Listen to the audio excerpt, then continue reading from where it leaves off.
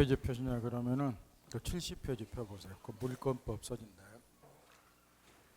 오늘부터 이제 물권법 공부를 좀 열심히 해야 되는데 우리가 물권법 공부한 지가 오래됐기 때문에 다 아는 이야기지만 물권법에서 이제 출제 비중이 제일 높아요. 15문제 전후가 나오니까 거기다가 이제 요거는 2차 과목의 등기법에 직방으로 이제 영향을 미치기 때문에 합하면 이제 거의 20문제 가까이 값어치를 가져요. 그러니까 우리 민법에서 가장 중요한 파트가 물권법이다 그리 생각하면 되고, 이제 우리가 이제 앞으로 물권 이제 8종류를 이 순서에 따라서 이제 공부를 하게 되는데, 요거는 이제 항상 물론 다 알고 계시겠지만 처음 공부한 사람도 마찬가지고, 본권하고 이제 크게 물권 8개를 점유권 둘로 구별을 하고 나머지 이제 7개가 전부 본권에 해당이 됩니다. 그중에서 이제 가장 기본이 된 물건이 소유권이요. 누구나 아는데 이 소유권 행사를 일시적으로 제한한다 그래서 제한 물권이 있고, 여기에 이제 용익 물권하고 담보 물권 두 가지가 들어가 있고, 여기 이제 용익 물권이 좀 낯설은 건데 글자 그대로 타인의 부동산을 사용 수익할 수 있는 물권이다 그래서 뒤에 사용 수익의 뒷꼴랑지를 따서 용익 물권, 쉽게 말하면 남이 가지고 있는 부동산을 빌려 쓰는 권리들을 용익물권 그래요. 채권으로 말하면 임차권하고 거의 비스무리한 권리들이 용익물권인데, 여기에 이제 지상권하고 그다음에 이제 지역권하고 전세권 요 세 가지가 있고, 그다음에 이제 담보물권 여러분이 잘 아시는 건데 채권담보에서 설정이 되는 게 글자가 들어 담보물권인데, 여기에 이제 유치권하고 질권하고 저당권에서 총 8개가 있어요.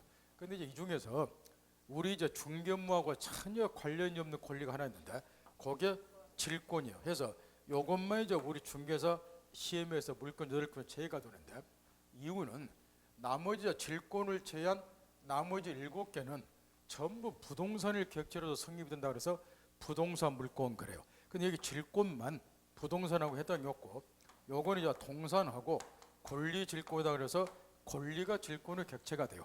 그래서 이거는 부동산 물권이 아니라는 거죠. 여기 동산은 중개 대상물이 아니고 다른 이제 질권만 여러분 업무하고 중개 업무가 아무 관련이 없기 때문에 물권 8개 중에서 요거 하나만 시험에서 제외가 되고 나머지 7개는 전부 부동산하고 관련이 있어요. 그래서 나머지 7개는 이제 우리가 배우게 되고, 그러면 이제 공부를 이제 다 하신 분들이야 이게 뭔지는 알겠지만 처음 한 사람들은 물권 그러면은 일단 소유권은 다 하니까 소유권 한번 떠올리고, 그러면 이제 우리가 이제 지금부터 배우고자 하는 물권의 권리는 뭐하는 권리인가 책으로 들어가서 거기 이제 앞에 보면 물권의 그 의의하고 특질이 씌었는데, 옛날 같으면 이제 물권하고 그 채권의 차이가 그 제목에 굵은 글씨로 몇 개 써있는데, 옛날 초창기 같으면은 이 물권하고 채권의 차이점 같은 것이 간혹 시험에 나왔어요. 근데 요즘 시험에는 이 물권과 채권의 차이 같은 게 시험에 거의 안 나오기 때문에 생략을 해버렸고 설명을 통해서 이제 이야기해 주면 되니까 제목만 지금 써놓은 거예요. 요즘은 이제 물권 채권의 차이 같은 게 별로 안 나오니까. 그러나 알고는 있어야 돼요. 물권법 이야기에서 해서 이제 먼저 이제 이 물권이라는 권리는 물건을 더 나아가서 직접 더 나아가서 배타적으로 지배할 수 있는 권리를 우리가 이제 물권 이렇게 이야기로. 여기서 낯설은 단어가 배타적이다 요 이야기인데, 여기서 배타적이다 그 말은 물건을 독점해서 지배한다 요거를 배타적이다 이 이야기로. 그러면 우리가 이제 물권법도 마찬가지로 첫 페이지부터 총칙하고 마찬가지로 첫 페이지부터 마지막 페이지까지가 체계적으로 논리적으로 연결이 되어 있기 때문에 그 체계를 잡아서 공부를 하면 아주 쉽다 그 말이에요. 그래서 그 체계를 잡기 위해서 물권의 특질을 우리가 정확히 파악을 해야 되는데, 이 물권 하나만 놓고서 물권의 권리가 뭐하는 권리인데 이걸 파악을 해보면은 이게 제대로 특질이 뚜렷이 안 나타나니까 우리가 시간 중에 노래를 부르는 우리 교재에서 가장 많이 등장하는 권리 중 하나가 또 채권이죠. 이 채권의 권리가 물권하고 비스무리해요. 어떤 점에서 비스무리하는가? 이 물권하고 채권은 다 같이 재산권의 점에서 양자가 공통적인 특색을 가지고 있어요. 다만 몇 가지에서 차이가 있는데 그 차이를 통해서 우리가 배우고자 하는 물권의 특질이 뭔지 이거를 명확하게 규명을 해보자는 것. 채권은 이제 얼마 전에도 가르쳐 줬다시피 특정인이 특정인에 대해서 특정한 행위를 청구할 수 있는 권리를 우리가 채권 그러니까 이런 것도 채권이고, 갑이 을에게 1,000만 원 빌려주었다. 이런 걸 이제 공부 처음 한 사람도 갑이 채권자, 을이 채무자다 누구나 다 안다 그 말이야. 물론 이 1,000만 원 빌려준 것도 채권은 채권이다.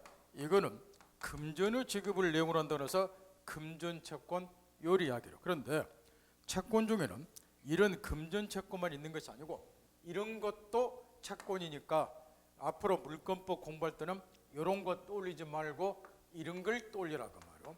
예를 들어서 이 건물에 대해서 두 사람이 임대차 계약을 체결했어요. 그럼 이제 민법은 실체법이니까 이런 계약 관계를 통해서 임대인 임차인이 어떤 권리를 갖는가 이거나 배운다. 그동안 3주 동안 지겹도록 가르쳐줬어요. 그러면 임대인은 목적물을 사용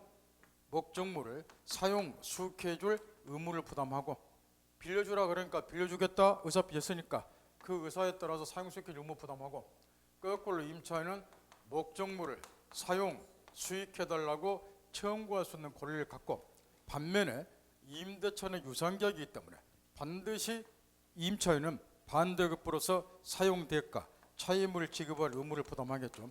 무상으로 빌려주는 거래 사용대차 그래요. 임대차는 유상이니까 차임 지급 의무가 있고, 거꾸로 임대인은 차임 지급 청구권을 갖는데 여기 지금 임대인이 갖는 차임 지급 청구권 이런 것도 전형적인 채권에 해당이 되고, 특정인 갑이 특정인 을에게 차임 지급이라는 특정한 행위를 청구하니까 채권이고, 거꾸로 임차인이 갖는 사용 수익해달라고 청구할 수 있는 권리 이것도 동일한 이유에서 채권에 해당이 되고, 특정인 을이 특정인 갑에 대해서 사용 수익이라는 특정한 행위를 청구하니까 이것도 채권인데 우리가 필요한 것이 이 채권이라고 말이야. 요거는 돈 달라는 채권이 아니잖아요. 이 물건을 뭐 해달라고? 빌려달라고 사용 수익해달라고 청구할 수 있는 권리니까 이것도 채권은 채권이되 이거는 금전 채권은 아니라고 말이야. 이처럼 비금전 채권도 억수로 많고, 우리가 지금부터 필요로 하는 채권은 이런 사용 수익해달라는 청구권처럼 비금전 채권인데, 요게 이제 말이 길다 그래서 학자들은 우리가 얼마 전에 임대차 배웠다시피 이거를 줄여서 학자들은 임차권이라고 부르고, 우리 민법상 임차권은 물건이 아니라 채권으로 되어 있다. 요거는 옛날 초창기 시험에 임차권은 채권이다 요 자체가 시험에 나올 만큼 우리 민법에서 임차권은 채권이다 이 말이 그렇게 중요하니까 다시 원점 들어와서 지금부터 물건 그러면은 소유권 떠올리고, 채권 그러면은 요 임차권을 떠올리라 그 말이야. 돈 달라는 거 떠올리지 말고 이렇게. 그런 다음에 이제 양자 차이를 그러면 거꾸로 요 의무하고 역으로 말하면 채무를 말하는 거예요. 따라서 사용 수익과 관련해서는 임차인이 채권자겠죠. 임대인이 뭐고 요 의무하고 채무니까 역으로 말하면 임대인이 채무자고, 차임 지급과 관련해서는 임대인이 뭐이고 채권자고 임차인이 채무자고 이런 걸 빨리빨리 판단해야 되고, 우리가 필요로 한 거는 이제 요거 하나라고 말이에요. 임대차의 경우에 임차인이 갖는 사용 수익해달라고 청구했던 권리 임차권이 곧 우리가 지금부터 필요로 하는 채권이다. 채권 그럼 요걸 또래라고 말이에요. 그러면 여기 저 물건을 직접 지배하는 권리를 말해요. 여기서 이제 직접 지배한다 이 말은 타인의 동의나 협력이 없이도 물건을 지배하는 것을 직접 지배한다 그래요. 예를 들어서 갑이 휴대폰 소유자다 그 말. 소유권은 현행 민법상 물건으로 돼 있고, 그러면 이 경우 이제 이 갑이 자기 소유물인 휴대폰을 지배하기 위해서 옆에 짝꿍 다른 사람의 동의나 협력을 필요가 있는가? 이 휴대폰이 내 건데 내가 사용권을 하는데 동의해 주세요 또라이라고 말이야. 따라서 이 다른 사람의 동의나 협력이 없이도 내 거니까 휴대폰을 직접 지배한다고 말이야. 근데 이에 대해서 이제 여기 채권과 권리는 물건을 직접 지배하는 게 아니라 간접적으로 지배를 해요. 이 말은 이거하고 반대로 물건을 지배하기 위해서는 타인의 동의나 협력을 필요로 한다. 여기 보세요. 여기 임차인이 임차권이나 채권을 가지고 있는데 얘가 이제 목적물인 이 건물을 지배해서 사용을 하려면 이 경우는 임대인 쪽에서 목적물을 사용 수익해 줄 채무를 부담하니까 요 채무를 이행을 해서 요 사용수계를 채무 속에는 목적물 인도무가 내포돼 있죠. 인도해 줘야죠, 사용하니까. 그래서 이제 이 사용수계를 채무를 이행을 해서 목적물 인도해 줘야지 임차인은 비로소 건물을 지배하죠. 이처럼 임차권과 같은 채권은 상대방의 협조나 동의가 있어야지 물건을 지배할 수 있다. 이런 거를 간접적으로 지배한다. 요 채무자 쪽에서 채무를 이행을 해줘야지 얘가 물건을 지배한다. 이런 이야기. 여기서 이제 중요한 거는 배타적으로 지배한다 이야기인데, 물건의 가장 중요한 특징 중 하나가 물건을 독점해서 지배한다는 거. 요 말이 이제 물권법 전반을 통해서 가장 중요한데, 왜 중요하냐 그러면은 이런 것 때문에 중요해요. 지금 이제 우리가 배우고자 하는 이 물권이라는 권리가 왜 우리 사회에 나오게 됐는가, 그 역사적 배경을 좀 이해를 해야 되는데, 그거는 바로 이런 것 때문에 사람이 이제 생존해 가려면은 외계의 물자를 지배하는 것이 필요하다. 묵고 살아야 되니까 물자가 필요하다. 그렇게. 그런데 이 물자의 공급량은 무한정이 아니고 유한하다는 거예요. 공급량이 한정이 돼 있다 말이에요. 특히 여러분이 결혼식이나 배우는 부동산 같은 거 떠올려 보라 말이에요. 그러면 지금 사람이 이렇게 세 사람이 있다고 가정을 해보란 말이에요. 그러면 이 세 사람 수요에 맞게 부동산 세 개가 똑같이 공급이 되면 싸울 일이 없는 거예요. 이렇게. 근데 특히 부동산의 경우는 공급량이 한정이 있다 보니까 필요로 하는 사람은 세 사람이다. 수요자는 세 사람인데 여기 공급량은 한 개만 된다. 이런 경우가 비일비재하다는 거예요. 그러면 이 한 개의 물건을 서로 차지하기 위해서 이 세 사람은 이전 투기 현상이 벌어져. 이걸 방치하게 되면 사회 공동체가 파괴가 돼요. 만약에 이제 우리가 경제학 공부를 한다면, 경제학에서 이런 소리가 많이 나오니까 여기 이제 수요자는 세 사람인데 이 사람들이 필요한 물자는 한 개만 공급이 된다. 그러면 이제 이런 걸 따진단 말이야. 이 한 개의 물건을 어떻게 효율적으로 배분할 것인가, 어떻게 배분해야지 효용 가치가 가장 높아질 것인가, 이런 걸 연구하기 때문에 경제학에서는 우리 법은 사회 평화나 질서 유지를 목적으로 하는 것이 법이라고 하는 사회 규범이요. 그걸 따지기에는 이 사회 공동체가 그 전에 깨져본단 말이야. 이 한 개의 물건 서로 독자적에서 이전 투기 현상이 벌어지니까. 그래서 이제 우리 법에서는 이 문제를 다음과 같이 해결한다. 방법이 없어요. 어차피 필요한 사람 세 사람이고 공급량은 한 개인데 이거를 지금 사회 평화를 유지하려면 방법 딱 하나라고 말이야. 어차피 공급량은 한 개니까 이 한 개의 물건을 특정인의 전속적 지배에 맡기자 그 말이야. 특정인의 전속적 지배에 맡기자. 못 알아들으면 이 한 개의 물건을 각 당신만이 독점해서 지배하라 그 이야기야. 그런 다음에 얘가 이 한 개의 물건을 독점해서 지배하는 것을 이자의 권리로서 인정을 해주고, 이자가 이 한 개의 물건을 독점해서 지배하는 권리를 다른 애들은 뭐하라? 존중하고 침범하지 말거라. 이렇게 해결해 본다 말이야. 이 말 알아듣겠나요? 이때 이 갑이 독점해서 이 한 개의 물건을 지배한다. 그걸 권리에서 인정해 주자. 그래서 나오게 된 것이 물건이다. 지금 이런 이야기입니다. 그럼 이 물건이 뭘 것 같아요? 저기 나와 있는 소유권이라고 말이에요. 너 혼자만이 독점해서 지배하라. 그래 나오게 된 물건이 소유권이에요. 그래서 소유권이 가장 기본이 되는 물건으로 되어 있다 그 말이에요. 소유권이 물건인 이유가, 그러면 이 갑이라는 애가 독점해서 이 한 개의 물건을 소유하라 그 말이에요. 그걸 권리로서 인정해 주는 게 소유권이에요. 그 다음에 그 권리를 얘네들은 침범하지 말고 존중을 하라. 그러면 사회평화가 유지가 된다는 거예요. 이전 투기 현상이 끝나고, 여기서 나오게 된 것이 물건이기 때문에 여기 개념에서 배타적으로 지배한다 이 말이 가장 중요하단 말이에요. 당신 혼자만이 독점해서 이걸 지배하라 그 말. 그걸 권리로서 인정해 주자. 그래 나온 것이 물건이고, 그 물건의 대표적인 것이 소유권이고, 이 권리를 다른 애들은 침범하지 말고 존중해 줘라. 이런 스토리야. 이 배경을 항상 염두에, 이거 하나만 알면 똑똑한 수강생은 물권법을 혼자 공부해도 물리튀어요. 이 배경만 이해하면. 이 생각을 항상 염두에 두고 공부를 하라고 말이야. 이 배타적인 말이 왜 튀어나왔을까? 권리가 나왔을 때는 그 권리가 나오게 된 배경이 있는 거야.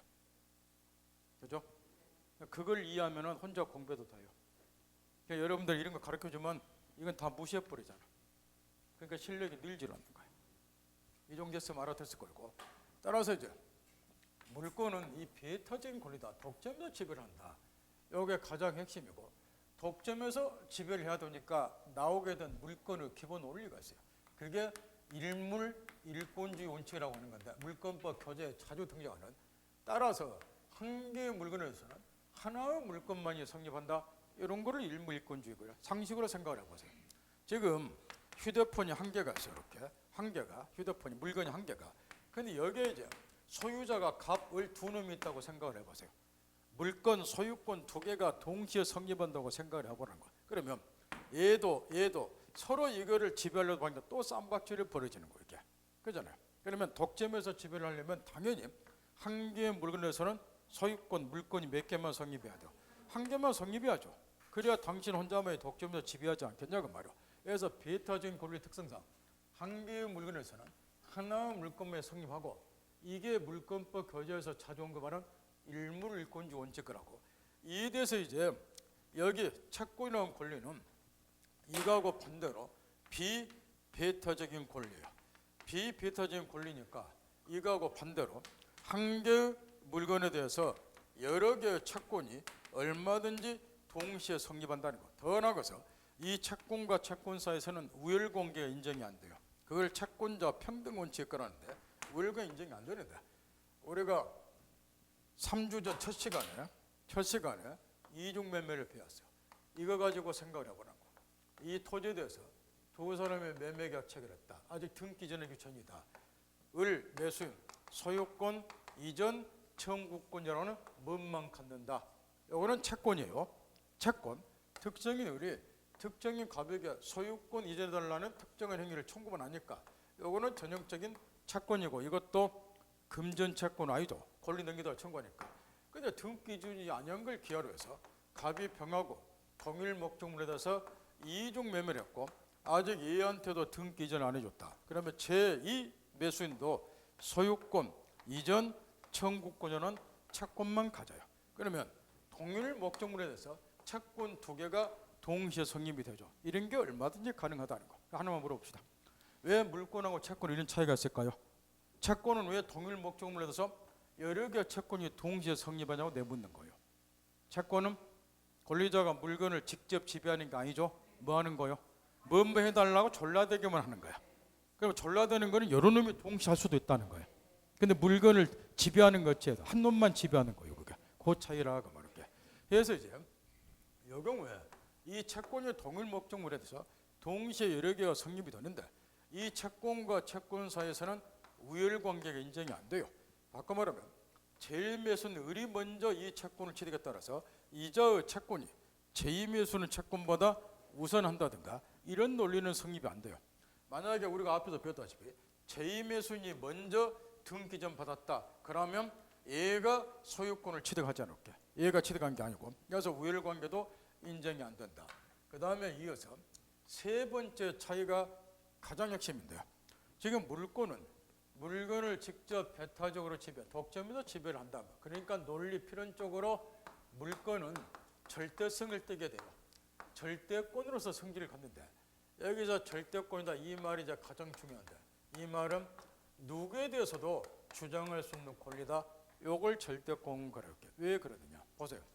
물건을 직접 더 나가서 배타적으로 지배해요. 그죠? 그러면 아까 이런 말을 해줬단 말이야. 지금 갑을병 선놈이 있는데 여기에 이제 공급량은 한 개만 있다. 그러면 당신 혼자만이 독점해서 지배해라. 그래야 소유권과 물건이 나왔다. 그런 다음에 얘가 소유하는 것을 얘네들은 침범해서는 안 된다. 이자 소유권과 물건을 얘네들은 존중해 줘라. 이렇게 이야기를 했단 말이야. 그럼 보세요. 얘네들이 이자 소유권을 뭐 하려면 존중해 주려면 역으로 갑이 을이나 병에게 내가 이 한 개 물건을 독점해서 지배할 수 있다 하는 거를 을이나 병 이 주구상 누구에 대해서도 주장할 수 있어야 된다고 말. 그잖아요. 주장할 수 있어야지 나머지 애들이 얘가 가지고 있는 그 권리를 역으로 침범 못하게 되는 거라면 논리학적으로. 따라서 배타적으로 지배한다 보니까 논리 필연적으로 내가 이 물건을 독점해서 지배한다는 것을 누구한테나 주장할 수 있어야 된다. 그래야지 얘가 독점해서 지배하는 것을 다른 놈이 존중해주고 침범 안 하게 된다. 이런 논리. 그래서 절대권을 성립한데 이게 이제 가장 핵심이고 이에 대해서 채권이 이제 개념이 아셨다시피 특정인이 특정인에 대해서 특정한 행위를 청구하니까 누구에 대해서만 청구하냐? 특정인이 특정인에 대해서 특정 행위를 청구하니까 요거는 특정인 상대방에 대해서만 주장할 수 있는 권리다. 그래서 이거를 절대권하고 반대로 상대권 이렇게 하기로. 그러면 이 차이가 이제 우리가 필요로 하는 물권법에서 필요로 하는 가장 중요한 특질인데, 이런 걸 이제 비교할 때 이 절대권 상대권을 써먹어야 된다 말이야. 지금 이 갑이 이 건물을 앞으로 이제 시간 중에 계속 써먹어야 될 게 이런 거예요. 임대차 계약을 체결했다. 을이 임차권이라고는 채권을 취득했다. 빌려준 상태에서 우리 주위에서 흔히 볼 수 있는 사안이에요. 갑이 빌려준 건물을 병에게 매각을 해서 등기 전 얘가 소유권 취득했다. 이때 이제 임대차 존속 중에 지금 목적물이 양도가 되었어요. 그럼 이 경우에 이제 이 병이라는 애가 내가 소유자니까, 새로운 소유자니까 건물을 반환하라 반환 청구했을 때 을이 존속 중에, 지금 존속 중에 양도한 거예요. 임차인님, 내가 기간 만료시까지 목적물을 사용 수용할 수 있는 권리, 임차권을 가지고 있으니까 반환 뭐 하겠다. 누구 말이 맞는가? 이런 걸 따지는 건데, 여기 지금 소유권은 전형적인 물건으로서 절대권이요. 따라서 얘는 내가 건물 소유자다 하는 거를 누구에게나 주장할 수 있는 거예요. 갑을 뿐만 아니라 이 지구상에 있는 누구에 대해서. 그러나 얘가 갖는 임차권은 채권이기 때문에 누구한테만 주장을 하는가? 임대차 계약을 체결한 특정 상대방 임대인에 대해서만 임차권을 주장할 수 있다고 말이야. 얘가 존속 중에 얘가 내가 소유자니까 반환하라 반환 청구하면은 임대인에 대해서는 목적물에 대한 사용 소유권이 나에겠다 임차권 주장해서 반환 거절하겠지만, 요거는 채권으로서 상대권에 불과하기 때문에 누구에 대해서나 주장할 수 있는 권리는 아니라고 말이야. 따라서 얘가 소유권을 주장해서 반환 청구하면 얘는 임차권 주장해서 반환 거절을 못하기 때문에 임대차 존속 중에 임차 목적물이 양도가 되면 원칙 임차인은 목적물을 새로운 소유자에게 명도하고 거래에 나앉게 된다고 말이야. 보호가 안 돼요. 왜 이런 일을 벌여주냐? 이유는 딱 한 가지죠. 임차권이 현행 민법상 채권으로 돼 있다. 요 이유 한 가지 때문에. 요거는 원리 원칙에 따라 지금 가르쳐 준 거예요. 근데 실무에 가면 이런 경우가 비일비재하게 보는데, 실무에서 일 처리할 때는 특약을 다 맺잖아요. 요 임대인의 지위를 얘가 그대로 승계받는 걸 하고, 그 다음에 얘가 기간 끝날 때까지 얘를 사용수익 해주겠다고 특약을 다 맺어요. 왜 그러냐 그러면 하나 물어봅시다. 여경에 만약 그런 특약을 안 맺고 원론적으로 하게 되면 얘가 목적물 얘한테 반환해주고 거래에 나앉아야 돼. 존속 중이지만. 그러면 얘는 이제 임대인을 상대로 무슨 조치를 취하게 돼 있어. 간혹 우리 시험에 나오다시피. 그게 무서우니까 특약 맺어서 기간 만료시까지 이자 임차권을 보장해 주는 거 특약 맺는 거야. 그러니까 얘가 얘한테 나가라 안 해. 그런 특약이 없으면 반환해 줘야 되고. 그러면 얘는 얘한테 무슨 책임 물어야 돼요? 우리 시험에 나오다시피 얘는 지금 존속기간 만료시까지 목적물을 사용시켜줄 채무 부담하죠? 이거 채무 이행했어요? 못했어요? 못했잖아요. 기간 만료시까지 사용시킬 채무 부담하잖아요. 근데 존속 중에 양도하다 보니까 특약 안 맺으니까 명도하고 거래에 나앉잖아. 이 채무 이행했어? 뭐했어? 뭐했잖아. 그래서 채무불능으로 한 손해배상 청구를 하는 거야 얘한테. 그 책임을 면하두니까 특약을 다 맺는 게 실무에서는.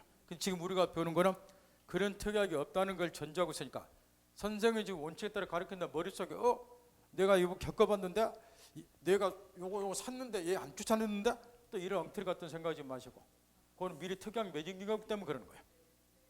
저 말 알아들어요? 하면 얘한테 책임 묻는 거예요. 얘 박살난다고. 채무불능이나 손해배상 책임을 져두니까. 그게 무서우니까 특약 다 맺는 거고. 따라서 이제 물건은 절대권이고 채권은 상대권이고, 이럴 때 이제 이런 걸 뒤에서 바로 배우지만, 동일 목적물의 물건과 채권이 동시에 성립하면 따라서 물건이 채권에 뭐한다? 우선하는 거예요. 얘가 소유권이 더 반환 청구하면 얘는 임차권이 더 반환 걸 뭐한다? 물건이 채권 우선한다. 이게 물건법의 가장 기본이고. 따라서 이제 다시 정리 정돈하면 물건은 물건을 직접 지배하고, 따라서 타인의 동의나 협력이 없이도 물건을 지배할 수 있다. 그 다음에 역사적 배경을 밀어볼 때 물건을 독점해서 지배할 수 있는 권리를 하나 만들어내자 해서 이제 물건이 나온 거니까 배타적으로 지배한다. 배타적으로 지배하니까 당연히 논리 필연적으로 절대권의 성질을 갖는다. 이게 물건의 특질이에요. 그러다 보니까 이제 이어서 줄줄이 사탄으로 나오는 소리가 뭐냐 그러면은, 이렇게 이제 물건은 절대권의 성질을 가져요.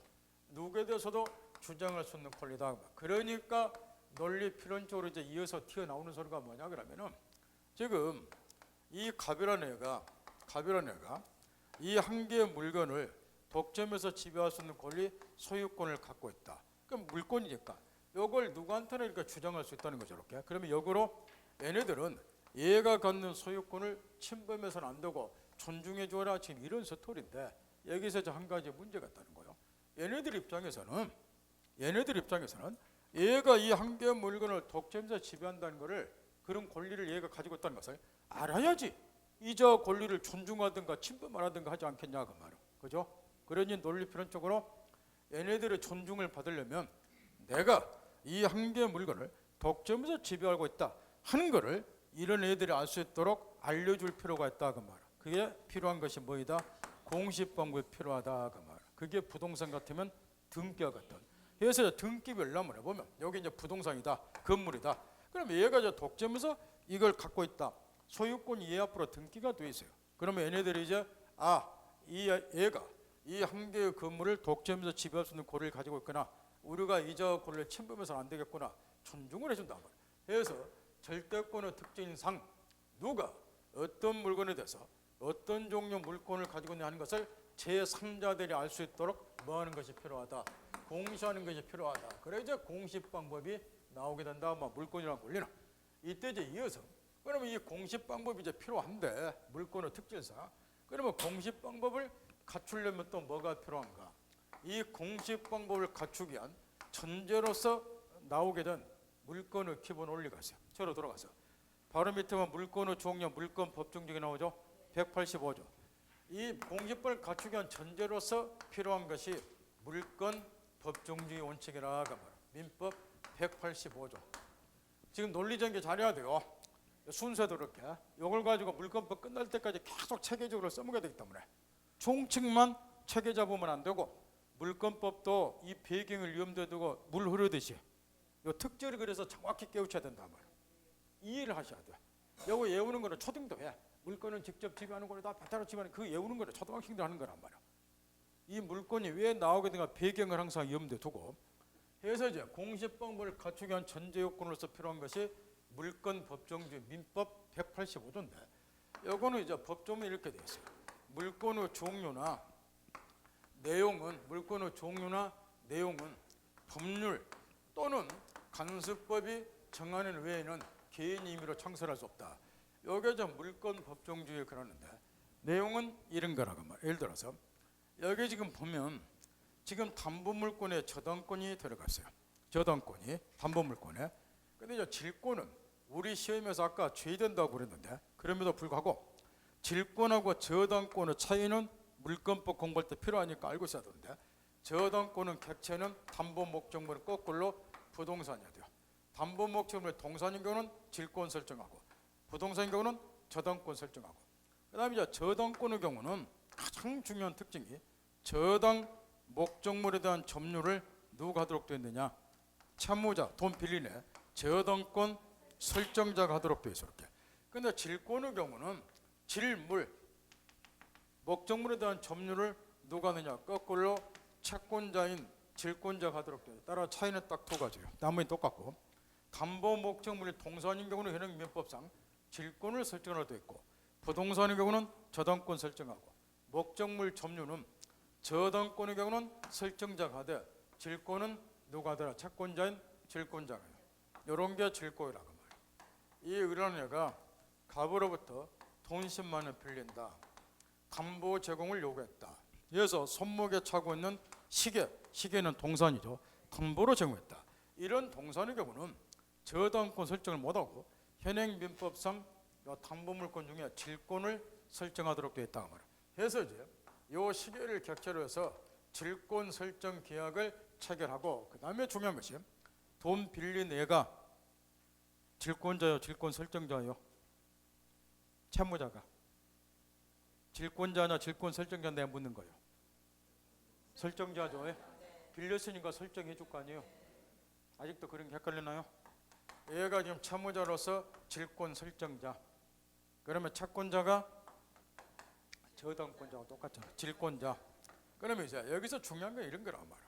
이게 동산이기 때문에 질권을 설정하되 더 중요한 것, 요 시계 이거를 질물이라 그러는데 목적물에 대한 점유는 누가 하느냐? 요거는 동산이기 때문에 등기 같은 공식 방법을 취할 수가 없잖아요. 그럼 이 시계 위에 질권이 설정된다는 것을 얘가 점유하면 제3자가 알 수가 없는 거예요. 등기를 못 하기 때문에. 따라서 이런 경우는 채권자가 이 시계를 가져가 버려. 따라서 목적물에 대한 점유를 누가 한다? 채권자인 질권자가 하는 거예요. 그러다가 나중에 얘가 변제를 못하면 여기 질권자는 저당권자가 똑같이 목적물 경매 처분해서 자기 채권을 우선 변제 받는다 요리도 있어요. 저당권은 똑같이. 이 질권의 경우는 우리 실생활에서 가장 전형적으로 볼 수 있는 것이 이런 거예요. 우리가 서민들이 저당권 같으면 지금 이렇게 될 것이고, 우리 각 은행으로부터 1억 원 빌린다, 담보 요구했다. 내가 살고 있는 아파트 부동산이다, 담보 제공했다, 부동산이니까 저당권 설정한다. 저당권 설정 계약체라고. 요거는 부동산이니까 이제 채권자 앞으로 저당권 설정 등기를 해주면 채권자가 이제 뭘 취득하더라? 저당권을 취득하더라. 얘가 저당권 설정자고. 요때 목적물 점유는 누가 하느냐? 거꾸로 저당권 설정자예요.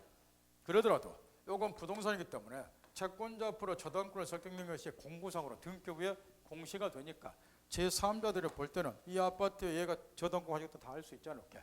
요게 저당권이라고 말이야. 나머지는 똑같아. 변제 안 하면 경매에서 우선 변제받 이건 똑같은데, 문제는 이제 여기 질권이 요거는 이제 우리 시험범위에 들어가는 앞에 직업들 배울 거이고, 요게 지금 우리 주위에서 요즘에 많이 사라졌지만 전당포에다가 생활 필수품을 맡기고 급전 돈 10만 원 빌려 쓴다. 요게 질권이라고 말이야. 서민 금융수단으로 발전이 되어 온 것이 질권이라고 말이야. 또 한 번 물어봅시다. 우리 민법에 왜 질권하고 담보물권, 저당권 두 개를 띄워서 우리 머리통 깨지게 만들까요? 이유는? 그러니까 저당권만 하나 딱 만들어 놓으면 될 것 같은데. 근데 저당권은 담보 목적물이 뭐 해야 돼요? 부동산. 우리나라 백성 중에 아마 한 50% 정도는 담보로 정말 부동산도 소유를 못하고 있어요. 그러니까 제1금융권을 넘어서 저당권 제1금융권 설정해서 돈 빌리고 이런 사람 50%는 꿈도 못 꾸고 산다고 말이야. 은행에 이 아파트를 담보로 주고 돈 빌릴 정도 되면 부자들이라고 말이야. 서민들은 이게 안 되잖아. 그럼 아가 아파서 병원에 가는데 병원비가 없다. 그럼 이 전당 비용할 수밖에 없잖아요. 그래서 이걸 서민 금융수단으로 질권을 만드는 거야. 이게. 요즘에는 이제 경제 살림살이 좀 나아지니까 이게 많이 없어졌지만 여하튼간에 이렇게 구별이 돼요. 그럼 이제 물권 법정조 돌아가서 물권의 종류나 내용은 법률 또는 간섭법에 정하는 외에는 개인 임의로 창설할 수 없다 이렇게 되어 있죠. 따라서 물권의 종류나 내용은 개인 임의로 창설할 수가 없고 법률이나 간섭법에 의해서만 만들어내라는 거. 그러면 이런 걸 말한다고 말이야. 이제 여기 질권을 이제 열애시키고 내용 파악했으니까 특징만 알아두면 되니까 여기 저당권을 이제 우리 시험병 들어가서 살펴보자 말이야. 지금 얘가 이제 1억 원 빌리고 자기 살고 있는 아파트를 담보로 제공을 했어요. 그럼 방금 가르쳐 주죠. 이 경우는 이제 담보물권의 종류 중에 질권이 아니라 저당권을 설정하도록 우리 민법에 규정이 돼 있어 이렇게. 그런데 얘네들이 이 아파트를 객체로 해서 질권 설정 계약을 체결했다고 가정해보자 그 말이야. 그랬을 경우에 여기 채권자가 이 아파트를 객체로 해서 질권을 취득할 수 있는가 이런 걸 묻고 있는데, 만약에 이 담보 목적물이 부동산임에도 불구하고 얘네들이 질권이라고 하는 물권을 설정을 해버리면 얘네들은 물권의 종류를 지네들이 마음대로 만들어내고 있죠. 이게 허용돼서는 안 된다는 거예요. 따라서 이 아파트를 객체로서 질권 설정 계약 체결하면 이게 물권 법정주의를 위반, 민법 185조를 위반했으니까 이거는 무효. 따라서 얘는 질권 취득 못하고, 따라서 얘가 돈 안 갚았을 때 질권자로서 경매 청구 못하고 이렇게 된다고 말이야. 그러면 이게 지금 부동산이고 담보 목적물 부동산이면 우리 현행 민법상 분명히 담보 물권의 종류 중에서 저당권을 설정하게 되어 있으면 저당권 설정 계약을 체결하라 그 말이야. 뭐 알겠나요? 물권의 종류 개인이 함부로 창설 뭐하니까. 더 나아가서 물권의 내용도 개인이 함부로 창설 뭐한단 말이야. 따라서 얘네들이 이 아파트를 객체로서 저당권 설정 계약 체결은 제대로 했어요. 종류는 제대로 타겠는데 아까 이런 이야기를 했단 말이에요. 이렇게 해서 저당권이 설정이 되면 목적물 점유는 저당권 설정자가 하는 거라고 생활상식으로 알죠? 내가 살고 있는 아파트 은행에 담보로 정고 돈 빌리면 아파트 은행이 가져가는 거 아니잖아. 내가 여기서 쓰자 놓게. 그래서 이제 목적물 점유를 참고자 설정자가 하도록 돼 있는데 얘네들이 저당 목적물에 대한 점유를 채권자인 저당권자에게 이전에 주는 것을 내용으로 하는 저당권을 설정했다 그 말이야. 그러면 물권의 내용을 저당권의 내용을 얘네들이 임의로 만들어내고 있죠. 이런 것 허용돼서는 안 된다 말이야. 종류 내용 개인 임의로 만들면 안 된다 말이야. 법률이나 강세법에서 만들어내야지. 그러면 우리 민법상 이제 이 법률에 의해서 그러면 인정되는 물권의 종류가 뭐가 있느냐? 거기 우리 민법이 지금 우리가 배우고 있는 민법이라고 하는 법이 저기 말하는 법률에 해당이 되죠. 대표적으로 우리 민법이라는 법률에서 인정하는 물권의 종류를 몇 가지가 있고 이렇게 8가지가 있고 그 다음에 이제 시험에서 주로 이제 우리는 이제 8가지 물권의 종류를 순차적으로 배울 것이고 요즘 시험에서 계속 지금 최근 몇 년 동안 집중적으로 출제되는 것이 간섭법안 물권의 창설이 허용이 되는데 그러면 현행 민법상 간섭법에서 인정되는 물권에는 뭐가 있는가? 요게 집중 시험에 나오니까 시험관에서는 여기다 초점을 맞춰야 되고 그럼 이따 살펴보라고 다 좋은 점으로 돌아가서 그냥 물권 법종류 대충 감 잡았다 치고 결국 물권의 종류는 개인이 함부로 만들어서는 안 된다는 거죠. 근데 아까 우리가 뭘 전제했느냐 이렇게 전제를 했어요. 왜 물권 법정주가 나오게 됐느냐? 물권은 절대권이라는 특징을 갖기 때문에 누구나가 알 수 있도록 물권의 종류를 공시하는 게 필요하다. 이 공시법을 갖추기 위한 전제로서 물권 법정주가 필요하다. 이제 이걸 이해를 해보라고 말이야. 이 관계를 왜 물권 법정주가 필요한가? 그냥 쉽게 생각하면 돼요. 만약에 기나 고동이나 속된 말로 물권의 종류를 개인이 함부로 만들어낸다고 가정을 하면 우리 사회에서 통용되는 물권의 종류가 수십, 수백 가지가 나오겠죠. 법을 좀만 알면은 새로운 물권을 만들어낼 거니까. 그런데 물권은 뭐가 필요하냐? 공시방법 갖추는 게 필요해요. 근데 물권의 종류가 수십, 수백 가지가 나오면 그에 합당한 공시방법도 수십, 수백 가지가 나와야 될 거란 말이야. 그러면 그 공시방법 갖추는 것이 원천적으로 불가능하다 그 말이야. 그 말 알겠나요? 공시방법을 수십 가지 어떻게 만들어내요? 따라서 이런 문제점을 직시를 하고 차라리 물권의 종류를 몇 가지로 딱 제한하자면 우리 민법 같으면 몇 가지로? 8가지로. 그래서 물권 법정주의를 다른 말로는 물권 한정주의 이렇게도 이야기를 해요. 물권의 종류를 몇 가지로 한정 짓고 그런 다음에 그에 부합하는 공시방법을 간푸하게 갖추도록 하자 그 말이에요. 그래야 공시방법 갖추기가 편리하다는 거예요. 그래서 이제 물권 법정주의가 나오게 됐다. 줄거리 딱 잡고 차로 돌아가서 제일 밑에 물권법정 효과에서 제일 밑에 2000년 2월 20일 판례가 나와 있어요. 그 사도 통행권이란 말이 나오죠. 지금 이제 시험은 요즘에 이제 여기서 집중 나온다고 그랬는데 어떤 권리가 지금 물권법정주의하면 법률에 의해 간섭법에 의해서도 물권의 종류를 인정할 수 있으니까. 그러면 간섭법상 인정되는 물권에는 뭐가 있는가? 또 어떤 거는 우리 판례에 있을 때 간섭상 물권으로 인정이 안 되는가? 그게 요즘에 갑자기 계속 나오고 있는데 작년도 마찬가지고 재작년도 마찬가지고 왼쪽 제일 밑에 판례 2002년 2월 20일 판례 사도 통행권 이런 거는 간섭법상 물권이 아니라는 거예요. 여기 저 스토리가 뭐냐 그러면은 이런 건데 이제 경기도 가면 하늘 밑에 천당 밑에 분당이라는 동네가 있어요. 대한민국에 내노라는 중산층들이 사는 동네인데 분당이 여기 저 분당 옆에 산이 하나 있어요. 여기 땅값도 엄청 비싼데 여기 저 자연불악이 산에 있었는데 자연불악 이게 일제시대부터 자연불악이 쭉 형성돼 있었고 그 다음에 산길에 이렇게 쭉 지나서 이제 큰 도로 이렇게 나가고 이제 이런 자연불악인데 여기 저 산길은 요 산이 이제 사유지였어요. 예컨대 갑이라는 사람이 소유하고 있었는데 이게 땅값도 별로 안 나니까 이게 자연불악 사람들이 요 사유지를 지나서 계속 통행을 하고 살았다가 말이에요. 계속해서 그러다가 몇십 년이 지난 다음에 그러니까 70 몇 년도인가 갑이 을에게 이 땅을 팔았어요. 지금 자연불악 사람들 도로를 사용한 이 사유지를. 그런 다음에 이제 을이 딱 산 다음에 뭘 했느냐? 여기가 사유지니까 여기다 철조망을 딱 친 거 이렇게. 철조망을 명파했나요? 이 사람들이 갑자기 이제 통행이 막힌 거 이렇게. 그런 다음에 우리 요 땅 너네들이 사가라 해서 소송이 붙던 사건이야. 자연불악 사람들이 우리가 수십 년간 이 사유지를 도로로 사용을 해왔기 때문에 통행권을 우리한테 인정해 주라면 그게 사도 통행권이라고 그래. 그래서 소송까지부터 대법원까지 올라갔는데 대법원에서는 이 사람들 다 패소 판결을 내렸어. 이유가 뭐냐? 우리 민법상 민법이 사도 통행이라는 권리는 민법이 없어. 그럼 이게 관습법에서 인정이 되는가? 이걸 검토를 해야 되는데 관습법에서도 이걸 인정할 만한 근거가 없다는 거야. 그러니까 사도 통행권이라는 권리 인정해 주게 되면은 185조 물권법정 위배된다 그런 이야기고, 우측에 이제 참고나는 박스, 그 시험 문제 요즘에 집중 나오는 그 파트죠.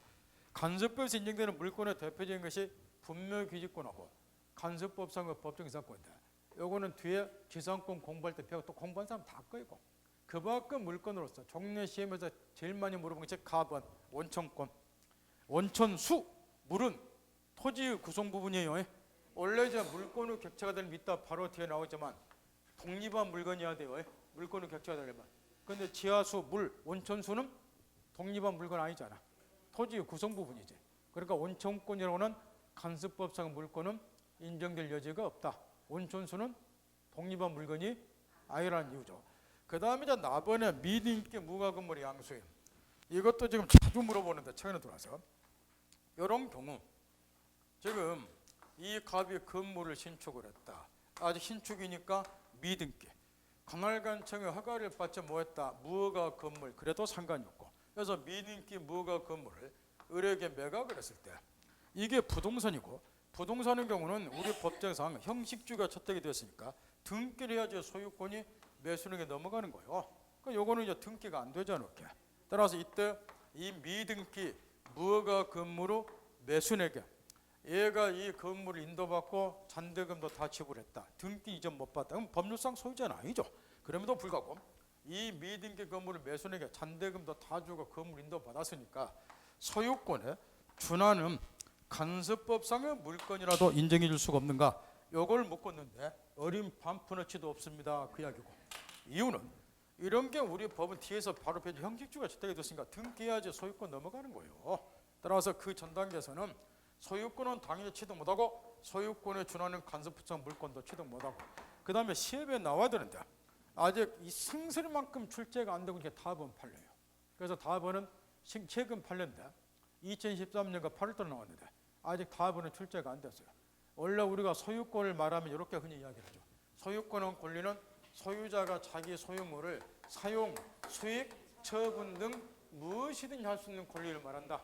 그래서 이거를 다른 말로는 완전 물권이라도 이야기를 해요. 제한 물권의 대응해서 제한 물권이죠. 소유권 행사를 일시적으로 제한에 따라서 제한 물권 거라고. 소유권은 소유자가 소유물을 뭐한다? 완전하게 지배한다. 그래 완전 물권 그래요. 그런데 거기 답은 반려는 그 중에서 무엇을 지금 포기한다는 거? 사용, 수익권 등을 포기하는 소유권도 인정될 수 있는가? 이걸 묻었는데 언더는 안 친 부분을 먼저 봐봐. 소유자가 제3자와 채권관계에서 소유물에 대한 사용수익권 등을 포기하거나 사용수익권 행사에 제한을 설정하는 거, 요거는 허용이 돼요. 그러니까 이렇게 우리 둘 사이에서는 내가 요거 소유자인데 내가 사용수익 안 하겠다, 우리 둘이 약속한 거는 허용이 돼. 근데 언더라는 친구 이제 시험에 나올 건데 이를 어떻게 대세적으로, 그러니까 누구에 대해서나 그 이야기예요.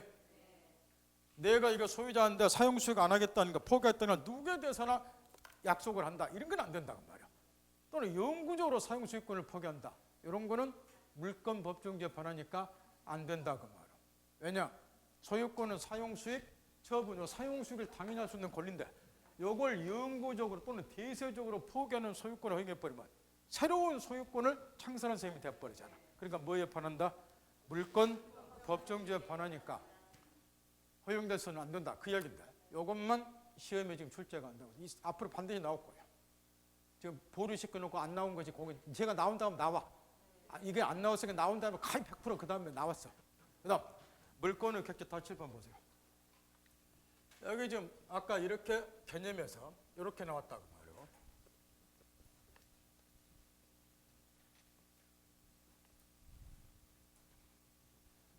물권은 이렇게 물건을 직접 별도로 지배하니까 물권의 객체는 당연히 물건이어야 되겠죠. 이렇게. 여기서도 기초문제 잊을만하면 계속 나오니까 첫째 이제 말까? 물권의 객체는 원칙 물건이다. 그러나 물건 이외의 권리도 외적으로 물권의 객체 될 수 있다는 거. 여기 우리 시험법에 들어간 저당권 같은 맨날 물어보는 거.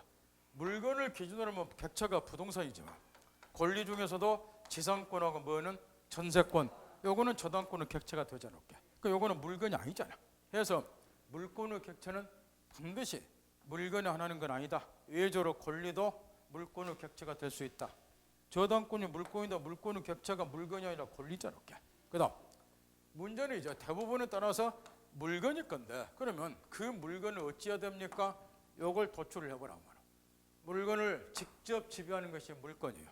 그럼 직접 지배를 하려면 어떤 물건인지 여기서 도출을 하는 거 말이야. 물건인데 외적으로 권리도 물건의 객체가 될 수 있다. 그 다음 물건을 직접 지배하는 것이 물건이에요. 직접 지배하려면 어떠한 물건인지 특정이 되셔야지 직접 지배하든가 말든가 한다고 말이에요. 그러니까 물건의 객체가 되려면 뭐 해야 된다? 특정한 물건이어야 된다. 가장 핵심은 요거예요. 배타적으로 독점해서 지배를 해야 된다고 말이에요. 그러면 독점해서 지배를 하려면 논리적으로 이렇게 돼야 돼요. 토지는 편의상 한 피를, 토지는 이렇게 연속되어 있는데 그걸 인위적으로 구역을 한 다음에 그 구역된 부분에다가 땅 번호, 지번을 붙이고 지번이 붙은 토지를 한 필락을 하고 편의상 한 피를 한 개락을 하죠. 원래 토지는 한 개, 두 개 있을 수 없는 거야. 편의상이죠.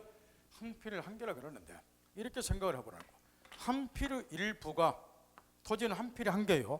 한 필의 일부가 만약에 소유권의 객체가 된다고 가정해보라고 말이야. 그럼 다른 쪽 부분은 다른 놈이 소유한단 말이 되잖아.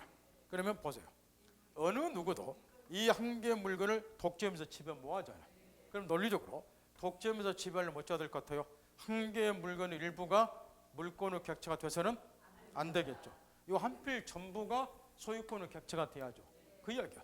따라서 배타적으로 독점해서 지배를 해야 되니까 물권의 객체가 되려면 한 개의 뭐 해야 돼요? 독립한 물건일까? 이게 가장 핵심이라 그 말이야. 따라서 풀면 한 개의 물건의 일부나 지겹도록 물어봐요. 구성 부분은 물권의 객체가 될 수 없는 거예요. 여기처럼 이 한 필지 토지 일부가 소유권의 객체가 되면 다른 쪽은 다른 놈이 소유하니까 어느 누구도 독점해서 지배 못 하지 않을게. 독점해서 지배하려면 하나의 독립한 물건이 물권의 객체가 돼야 된다, 논리학적으로.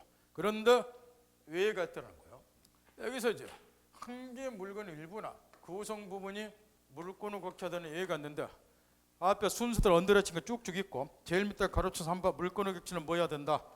동료물건이다. 일물일권 중에서 물건의 일부분 구성부는 물권이 성립할 수 없다. 그런데 뒤에 예가 있다.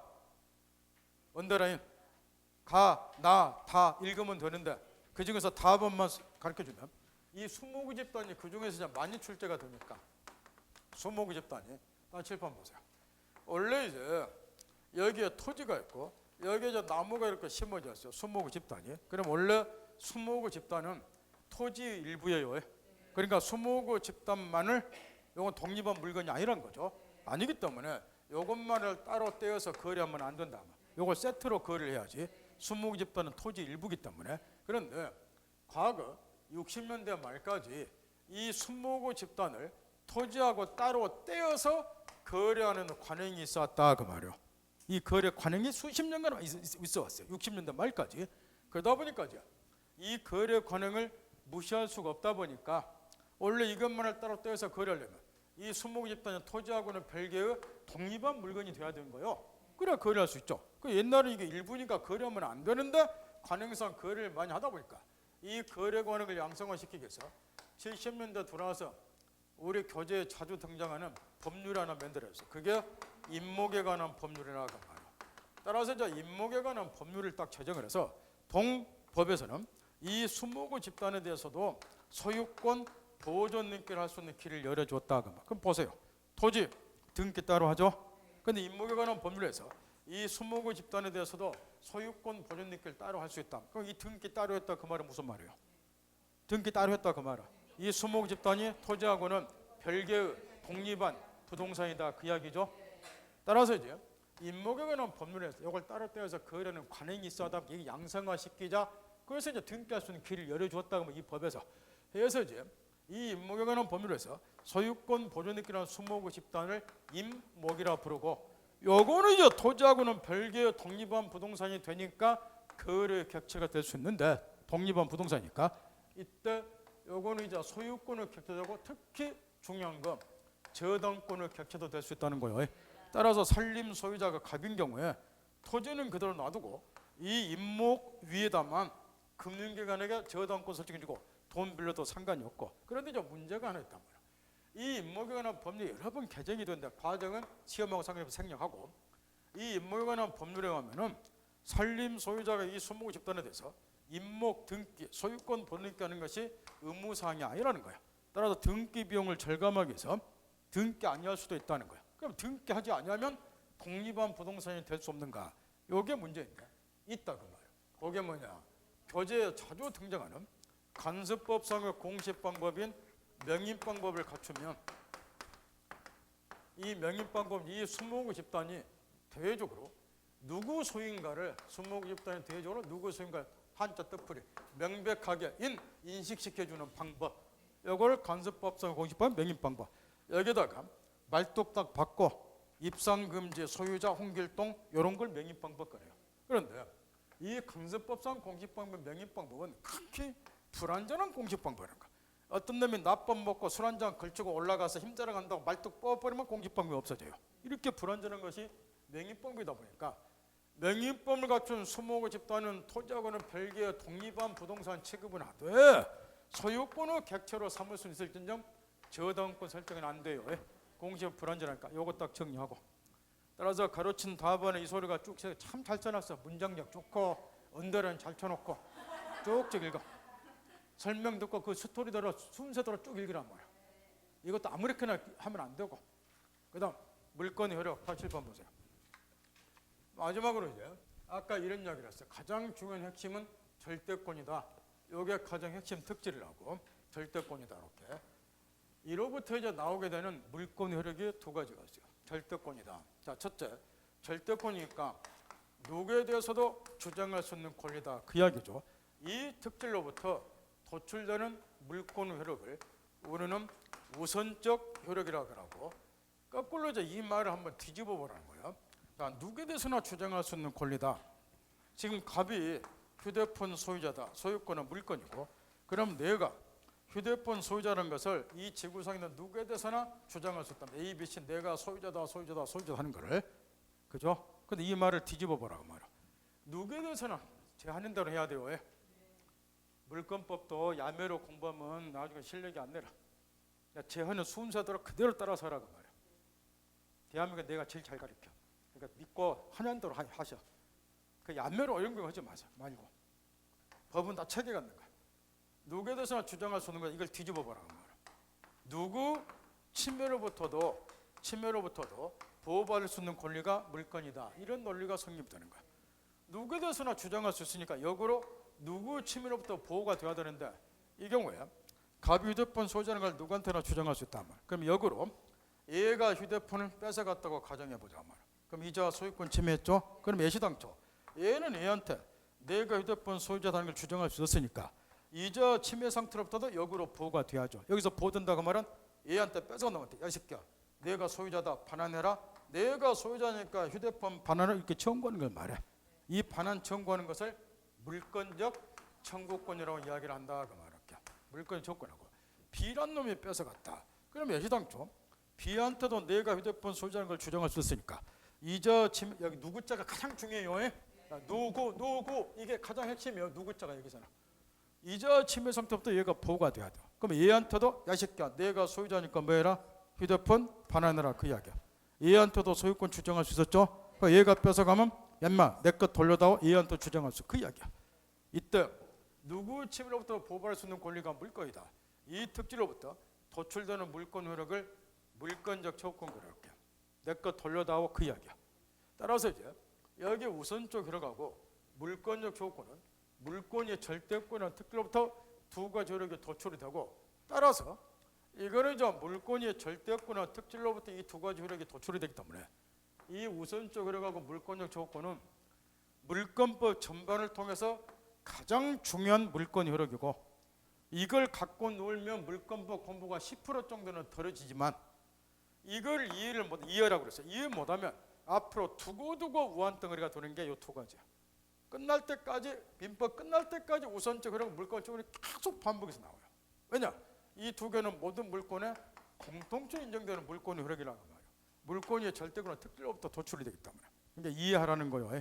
이걸 갖고 놀면 일신이 편하고 물권법 10개 이상은 맞춰. 15개 중에서. 근데 이게 안 되면은 앞으로 계속 헤매. 지금 가르쳐주고 두 번 다시 이거 안 가르쳐준다. 알아서 해야 돼 앞으로. 그럼 우선적으로 이런 걸 말하는 거예요.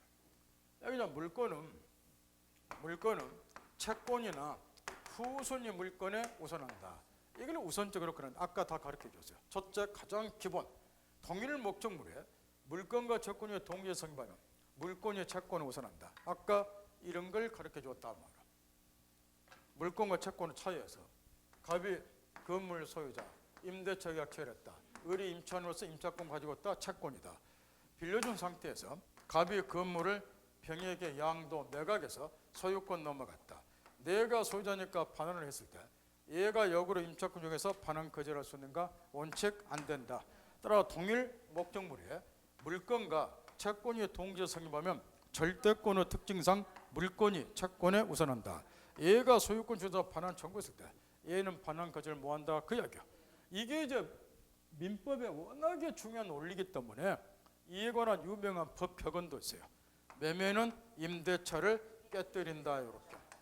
이 말부터 또 시험에 출제가 될 만큼 매매를 통해서 얘는 소유권 물권 취득하고 임대차를 통해서 얘는 임차권 채권을 취득하니까 매매는 임대차를 깨뜨린다. 물권이 채권에 우선한다. 이런 이야기야. 그런데 이 원칙에 대해서는 예외가 좀 있어요. 그게 이제 우리가 얼마 전 계약법에서 다 공부한 바가 있는데 일이 되다 보니까 여기에 임차인이 제대로 보호가 안 되더라는 거죠. 이런 경우에 그러다 보니까 약자인 임차인 보호를 위해서 우선 우리 민법에서는 조문 내고 다녔죠.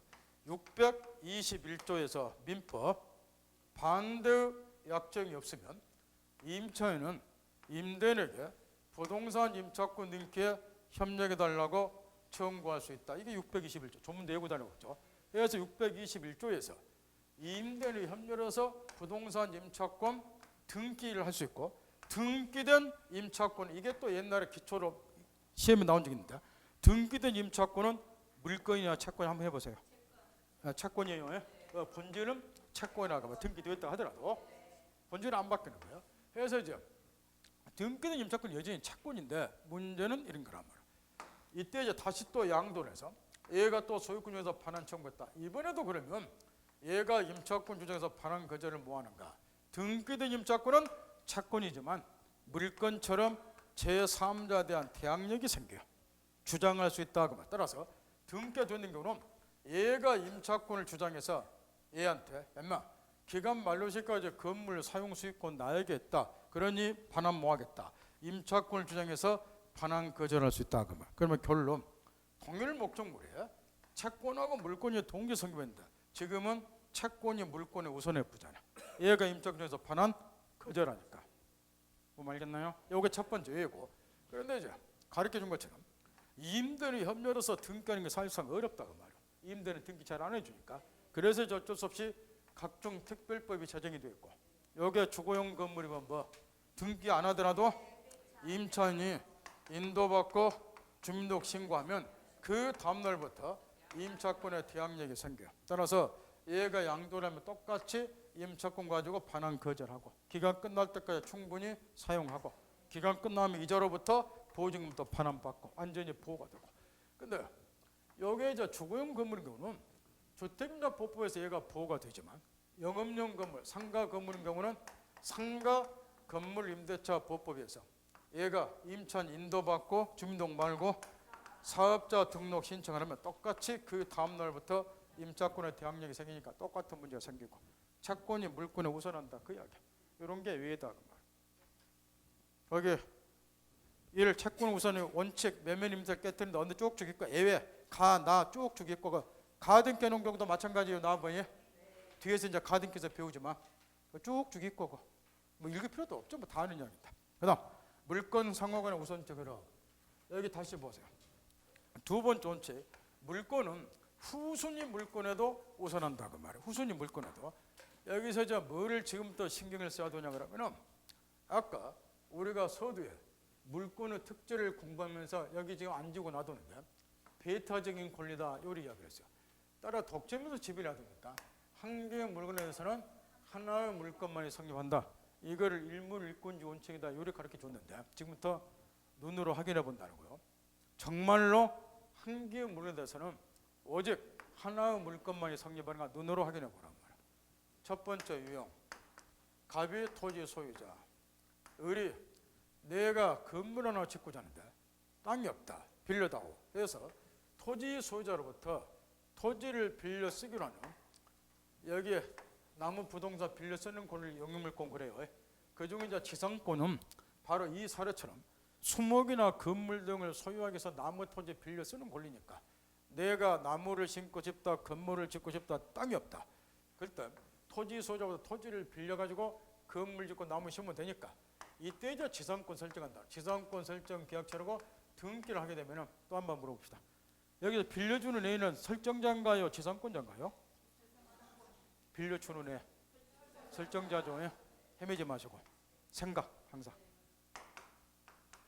그래서 요즘에는 이런 거 물어보는 사람 없으니까 좀 편한데 옛날엔 선생님 지상권 설정자가 누구예요? 그러니까 그래서 내 혈압이 많이 올라가서 혈압약을 한 10년째 먹고 있는데 그럼 제가 이거 쳐다봐요. 우리 생각하면서 좀 살자고. 본인이 한번 생각해 보라는 거예요.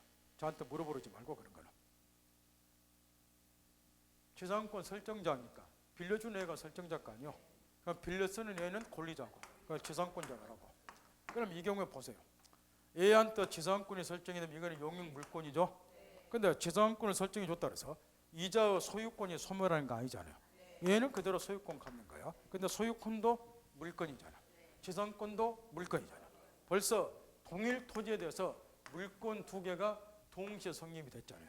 갑은 소유권 여전히 가지고 있고 을은 지상권 물권 가지고 있고. 어이? 이게 안 맞다고 말이야. 두 번째 유형. 이번에 이제 아까 얘도 저당권을 생각하는 거.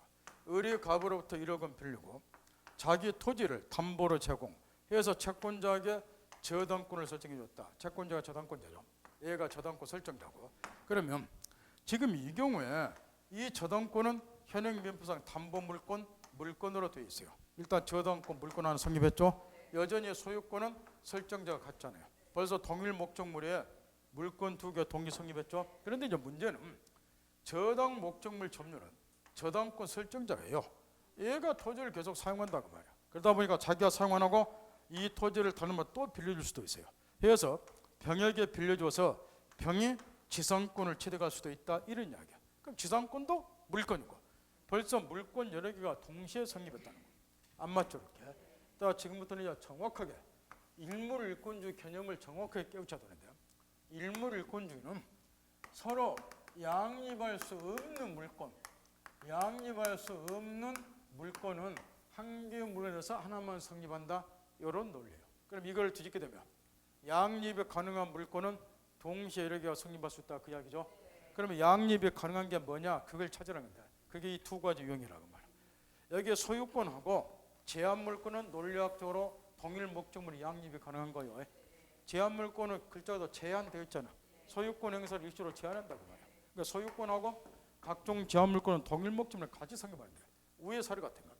원래 소유권은 소유물의 사용, 수익, 처분 등 무엇이든 할 수 있는 권리를 말하는 거야. 그런데 을이 토지를 빌려달라고 그래서 얘한테 지상권 설정해주면 사용, 수익, 처분 권능 중에서 사용, 수익 권능을 떼어서 이 토지를 사용하는 권리, 이걸 떼어서 얘한테 넘겨준 거야. 그 사용, 수익 권능 위에다가 지상권 설정해주니까 얘는 기간 만료 시까지 토지를 사용, 수익만 하고 처분 권능은 없어요. 처분 권능은 얘가 그대로 보유하는 거 이렇게. 따라 사용, 수익, 처분 권능인 거죠. 사용, 수익 권능은 을에게 넘어가고 처분 권능은 갑이 갖고 이렇게 병존이 이루어진다 그 말이에요. 그러니까 양 동일 목적물에 소유권하고 제한, 그래 제한 물건을 소유권 행사를 일시적으로 뭐 한다고 쓰인 거 제한한다. 여기 지상권 같으면은 이자 소유권 내용 중에 사용, 수익 권능을 기간 만료니까 얘가 제한하잖아. 자기가 쓰니까 얘가 사용 모아도 제한하잖아. 이게 병존이 가능한 거야. 그럼 어떤 게 우선하는가? 아까 이런 이야기를 했어요. 채권은 지금 듣고 있죠. 비배타적인 권리니까 한 개의 물건에서 수개의 채권이 동시에 성립한다.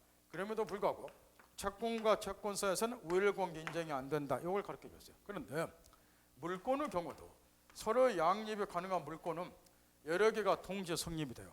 그럼에도 불구하고 물권의 채권과 달리 여기까지는 채권하고 비슷무하죠. 양립이 가능한 물권은 동일 목적물 여러 개가 동시에 성립하니까. 그럼에도 불구하고 차이가 있다는 거. 물권의 경우는 우일 공개 인정이 된다는 거. 이 차이가 뭐 때문에 생겼겠나요? 차이는 왜 물권의 경우는 동일 목적물이 양립이 가능한 물권이 동시에 여러 개가 성립할 수는 있어도 우일 관계를 따져야 되냐고 내묻는 거예요. 물건은 뭐 하는 권리니까? 직접 지배하는 권리니까 어떤 놈이 이 물건을 지배하는데 그걸 정해줘야 되는 거야. 그러면 뭐 싸워. 근데 채권은 졸라대기만 하지 않을게. 졸라드는 새끼들은 많이 상관이 없는 거야 이게. 그 말 알겠나요? 그래서 이제 물권의 경우는 이렇게 동일 목적물의 수개의 물건이 같이 성립하더라도 우일관계를 따져야 되고 그 우일관계를 따지는 것이 지금 우리가 배우고자 하는 무슨 요령이다. 우선적으로 그런 거야. 그러면 여기 첫 번째 유형에서 소유권과 제한물권이 동시 성립하면 논리학적으로 제한물권이 소유권이 우선하겠죠. 제한물권이니까 소유권 행사를 제한하잖아. 못 알아들으면 얘가 내가 소유자니까 내 땅 돌려달라 그러면 얘가 무슨 소리냐, 내가 지상권을 가지고 있으니까 반환 뭐 하겠다 그 이야기야. 기간 끝날 때까지 사용수익을 얘가 하기 때문에 지상권이 우선하잖아. 소유권보다 제한물권이 우선. 그 다음에 두 번째 양립이 가능한 것이 점유가 수반되지 아니하는 저당권의 경우예요. 만약에 이 경우에 저당 목적물을 저당권자가 점유해서 사용을 하면 얘가 사용 못하죠. 토지 다시 빌릴 수도 없잖아요. 근데 목적물 점유를 누가 하기 때문에 설정자가 하기 때문에 다시 저당권이 설정이 되어 있는 담보 목적물을 다른 놈한테 빌릴 수도 있고. 그럼 이런 경우는 이제 우열관계를 따를 때 어떻게 하는가? 원리가 딱 정해졌어요. 맨날 물어보는 사례가 요 사례예요. 우리 시험에서 시간상으로 먼저 책으로 돌아가서 거기에 물건상으로 효력 가로친 1번 제한물권의 소유권 우선다 가로친 2번 그 외의 경우는 시간상으로 먼저 성립하기 나중에 성립하기 우선한다. 예컨대 그 얘가 칠판의 사례가 맨날 시험에서 물어보는 사례라고 말이야. 언더는 저런 것이 찾았나요? 요 이야기야. 이 경우에 지금 저당권이 지상권보다 먼저 성립했다. 그러면 저당권이 우선한다는 거야. 그럼 여기서 우선한다 그 말은 이런 의미를 가져요. 7번 보고 있죠? 얘가 변제를 안 했다. 그러면 저당권자가 채권회수를 경매 청구를 해요. 토지가 A에게 낙찰이 됐다. 이때 현재 이 토지를 사용하고 있는 자는 지상권자죠. 이 지상권이 존속하는가 소멸하는가 이걸 묻는다고 말이에요.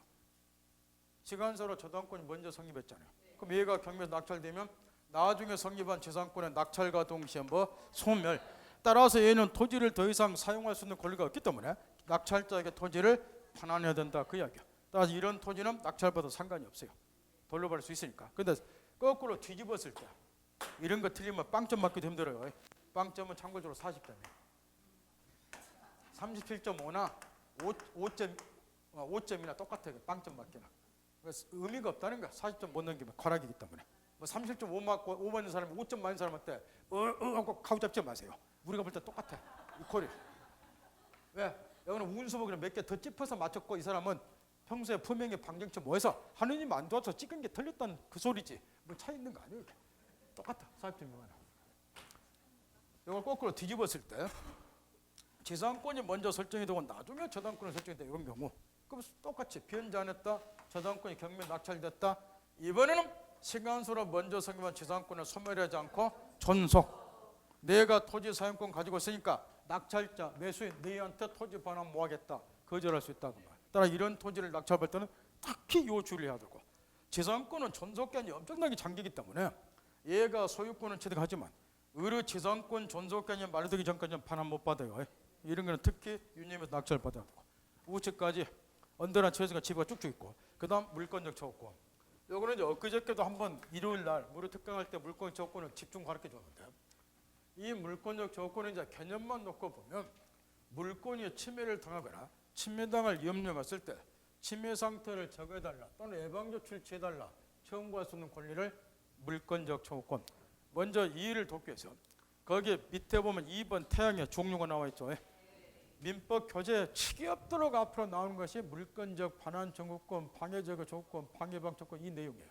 그러니까 달달달 정리 딱 하고 물권적 반환 청구권은 첫 번째 언더라인 점유 침탈이나 반환 거부함으로써 물권을 침해한 경우에 내 뺏어간 물건 돌려다오, 반환거부하고 있는 물건 돌려다오, 이런 거를 물건적 반환적 그 밑에 드러나서 읽어보면 되고, 갑소유 시계를 을난 놈이 뺏어갔다, 야 이 새끼야 내 거 돌려다오, 이런 이야기라고 말이야. 뺏어가면은 내 소유권 침해했잖아요. 소유권은 물건이고, 그 다음에 임대차 경우에 존속견이 만료가 됐는데 반환 거부한다. 기간 만료되면 임차인은 목적물 반환해야죠. 그 반환 거부함으로써 임대인이 갖는 소유권 침해했잖아요. 그리고 임대는 내 것 돌려다오, 그 이야기야. 문제는 보다 더 중요한 게 있다 말이야. 요즘 시험에 지겹도록 나오는 거. 제일 밑에 언더라인 단답식으로. 이 경우는 점유 침탈이 있어야 돼요. 빼앗겨야 돼. 그러면 거꾸로 점유가 수반되지 않는 물건의 경우는 점유 침탈이 있을 수가 없잖아. 따라서 제일 마지막 언더라인 물건적 반환 조건은 따라서 이런 거 틀리면 정말 깜짝 막 힘들어요. 점유가 수반되지 않는 물건 두 개가 있죠. 저당권하고 지역권. 아까 지역권은 나중에 배우고 저당권 보세요. 이런 이야기라고 말이야. 여기 1억 원 빌리고 이 건물의 채권자에게 저당권이 설정이 됐을 때 목적물 점유 설정자가 하잖아요. 근데 이 건물을 제3자 이런 놈이 침탈 뺏어갔을 때 여기 저당권자가 뺏어간 놈한테 야 임마 이 건물에 내가 저당권 가지고 있다. 건물 나한테 반환하라. 얘한테 저당권자 반환 청구 뭐한다. 왜 못하는 거요? 얘가 점유하는 거 아니니까. 제 말 알아들어요? 점유가 수반이 안 되잖아. 지역권도 마찬가지고 두 개는 지겹도록 물으니까 담당 이런 거 들면 정말 빵점 막 힘들어요. 정리했다고 하고. 그 다음에 방해적의 조건은 위에 점유 침탈이나 반환 거부 이 방법으로 물건이 침해당했을 때 종래제 지금도 물론 이런 사례가 우리 시험에 많이 나오지만 갑의 토지 소유자다. 갑의 토지에다가 우리 무단으로 건물 지었다. 무단으로 건물 지어도 건물 소유자는 요 우리예요. 건물은 토지 합쳐지는 거 아니기 때문에 따라서 무단으로 건물 지은과 동시에 갑의 토지에 대한 소유권 물건이 침해당했다. 그러면 법의 법자도 모르는 갑도 우리에게 엄마 내가 땅 소유자다. 건물 뭐하라 철거하라. 이런 게 방해적의 조건이겠죠.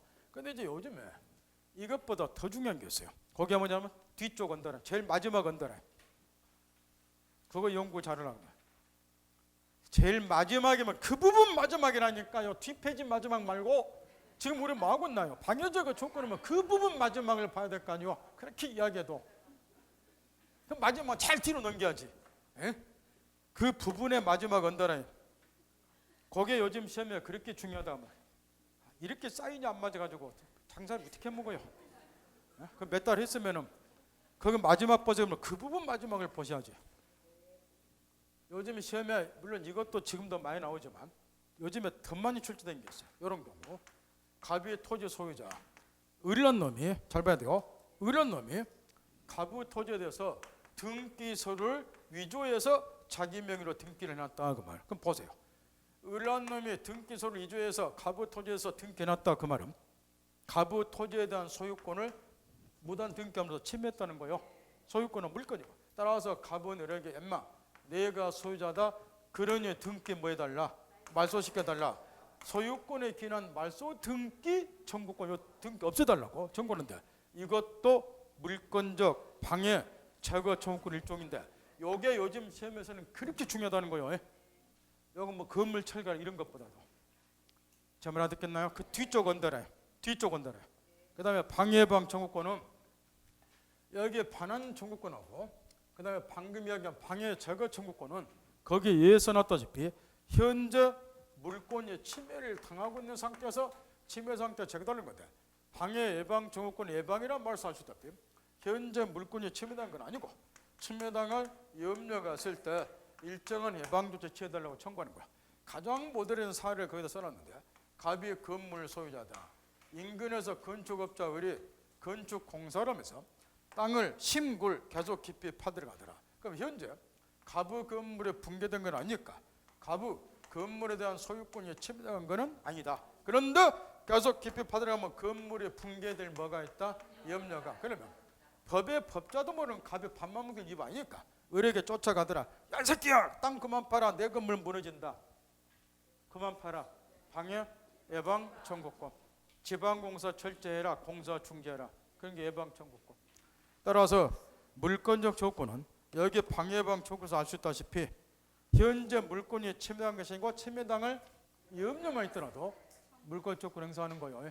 다시 이제 감 잡았으면 그 위에 의인원으로 올라가서 가로친 2번 언더라인 보세요.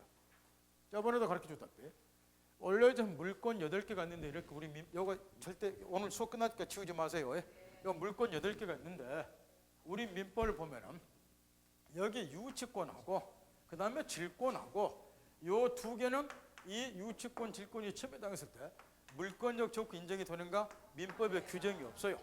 나머지 다 소유권, 점유권 빼 6개는 물권적 조건 인정되는 명문의 규정이 있지만 따라서 이제 그러면 여기 저 유치권하고 질권은 얘네들이 침해당했을 때 물권적 조건 인정한다는 규정이 없기 때문에 요것들 유치권하고 질권은 물권 조건 인정이 안 되는가. 먼저 질권은 이제 우리 시험범위 안 들어가니까 제거부터는데 요거는 이제 통설이 대다수 학자들이 민법에 규정은 없지만 질권의 경우도 물권 조건 인정이 돼야 된다. 요리 이야기를 해요. 근데 이거는 이제 시험하고 상관이 없고 문제는 유치권인데 거기 언더라인 보세요. 다만 유치권은 찾나요?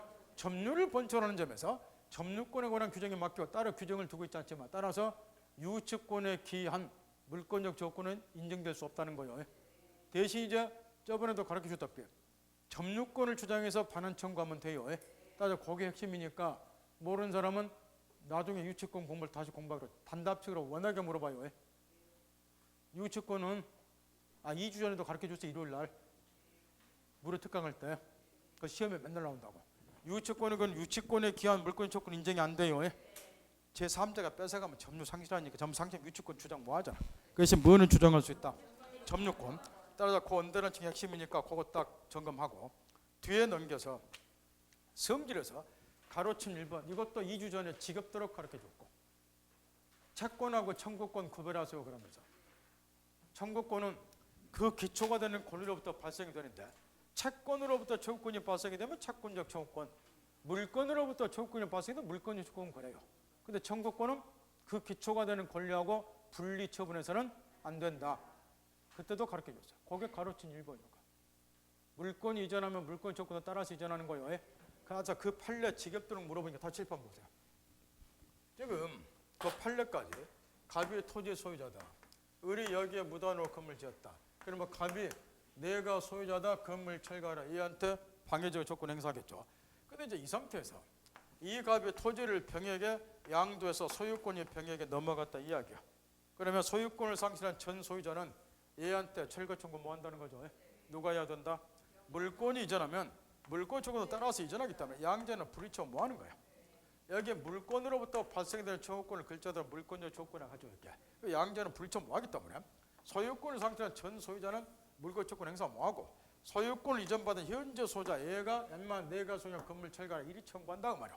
이건 상식적인 이야기도 하고 법을 떠나서 소유권이 넘어갔는데 얘가 얘한테 가서 당신 건물 철거해라 묻어놓고 지었으니까 그럼 물어볼 거 아니냐 그 말이야. 왜 법은 항상 이걸 배우는가? 왜 이거? 그러면 얘가 내가 소유자니까 철거 이렇게 해야 되는데 소유권 없잖아요. 그럼 망토로 뒤지고 터지고 피통 터지고 와 얘는.